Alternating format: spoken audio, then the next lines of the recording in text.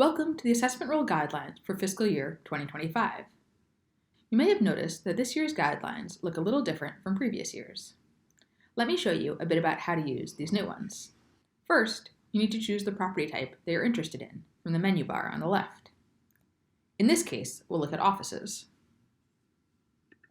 Next, you can use the drop-down menus at the top of the page to filter the results and focus your search. You can look at offices of a specific class in a desired location. Here, we'll start by looking at Class B offices around Grand Central. So we'll click on the Borough Office Area drop-down, and then click on the caret next to Manhattan to expand it. Finally, we'll select Grand Central. To choose our office class, we'll click on the Office Class drop-down and select Office Class B. If you've looked at the Assessment Rule Guidelines in the past, this table should feel familiar. But what's great about the new Assessment Rule Guideline format is that now you can compare multiple types of offices in various locations by selecting more than one option in each filter. Maybe we want to see how offices in the area around the World Trade Center compare to those around Grand Central. And rather than just caring about Class B offices, perhaps I want to look at Class A offices too.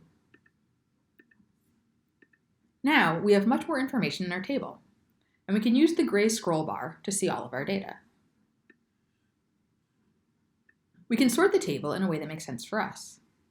For example, maybe we want to sort by approximate market value, and let's say we want the most expensive properties at the top. We can click on the approximate market value, and that will sort our data by approximate market value.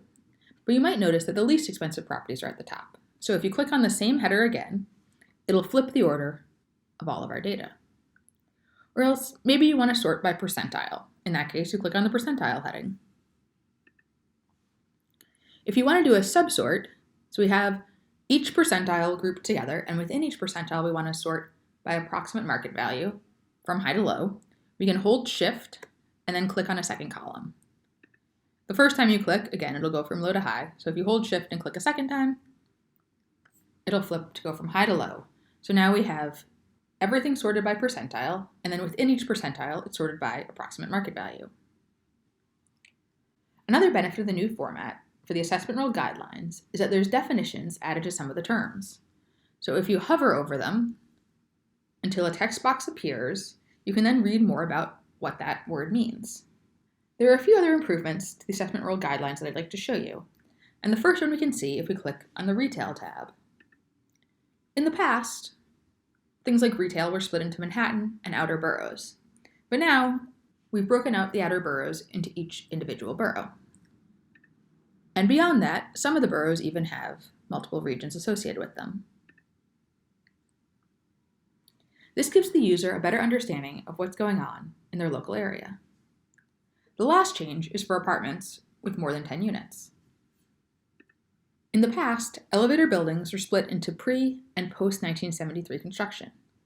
But as you can see, if we click on building type, now we split the newer buildings into 1974 to 2000 construction and post-2000 construction.